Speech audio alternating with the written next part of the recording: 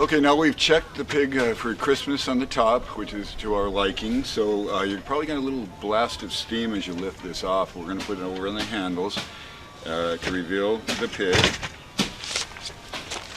just like that. Perfect. And then before transporting the pig, what you want to do, you want to let it drip down a little bit before you transport this over to your cutting boards. We're going to put this one into another barbecue just to let it set up for a little while. You need to let this rest for about 10-15 minutes, let all the juices get part of the meat, and then you're ready to cut. Perfect, guys. Designed beautifully.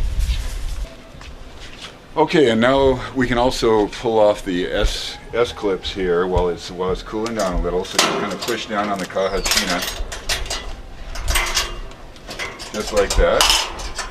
You pull it up, and you can do the other side, and there's your pig.